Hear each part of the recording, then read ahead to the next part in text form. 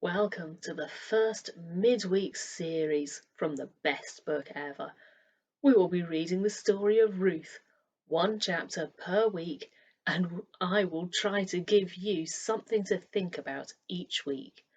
We will finish the series by reading the entire book in one go. Some stories are best when read all in one go, and this is one of them. So let's begin with chapter 1. According to the Good News translation.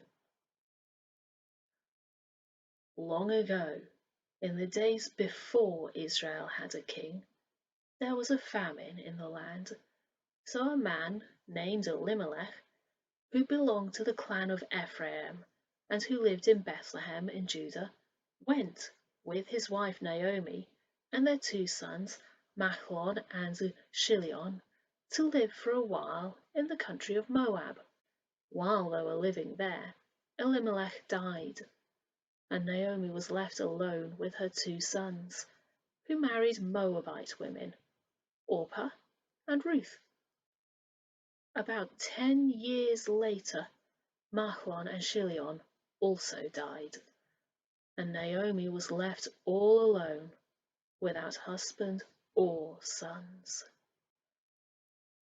Some time later, Naomi heard that the Lord had blessed his people by giving them good crops, so she got ready to leave Moab with her daughters-in-law. They started out together to go back to Judah, but on the way she said to them, "Go back home and stay with your mothers. May the Lord be as good to you as you have been to me and those who have died. And may the Lord make it possible for each of you to marry again and have a home." So Naomi kissed them goodbye, but they started crying and said to her, "No, we will go with you to your people."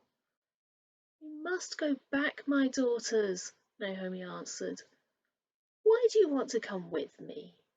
Do you think I could have sons again for you to marry? Go back home, for I am too old to get married again.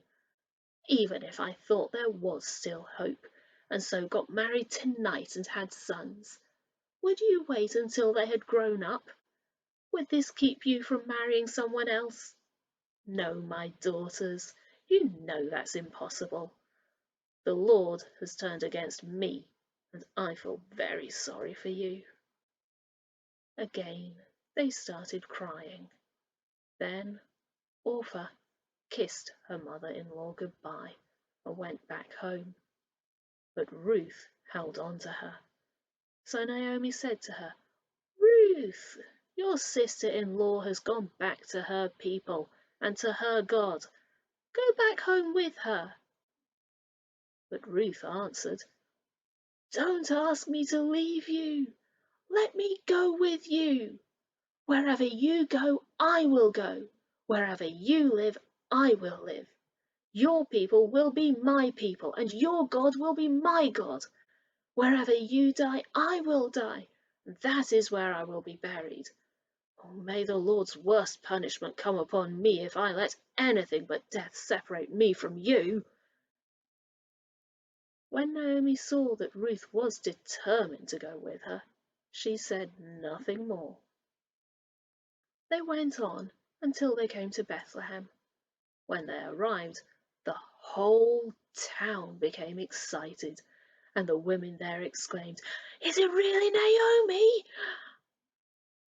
"Don't call me Naomi," she answered. "Call me Mara, because Almighty God has made my life bitter.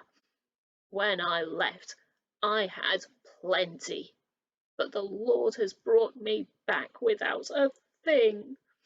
Why call me Naomi when the Lord Almighty has condemned me and sent me trouble?" This, then, was how Naomi came back from Moab with Ruth, her Moabite daughter-in-law. When they arrived in Bethlehem, the barley harvest was just beginning. Did you know that Ruth is often read in its entirety for the Jewish Harvest Festival? I only recently found this out. It's because Ruth and Naomi return to Bethlehem just as the harvest is beginning. This is a story about how God is faithful to provide for our needs, even when we declare He has forgotten us, as Naomi did at the end of today's chapter, telling the people to call her Mara, which means bitter. I find it fascinating to look at the meaning of the names used in the Bible. According to Matthew Henry's commentary, Elimelech means "my God a king." Naomi means amiable or pleasant, while Machlon and Kilion means sickness and consumption. And the place they came from, Bethlehem, that means house of bread. Interestingly, a quick online search reveals that Ruth means friend or companion. So, chapter 1 could be summarized as, "My God a king, with the pleasant one, took sickness and consumption to the forbidden place, far from the house of bread, because there was no bread. When my God a king died, sickness and consumption caused immense trouble until they also passed away. Then the pleasant one returned to the house of bread, accompanied by friendship." I wonder what fascinating facts you know about this chapter. Feel free to share them in the comments below. And remember to like, subscribe, and share on social media to spread the blessing. See you next time. God bless you.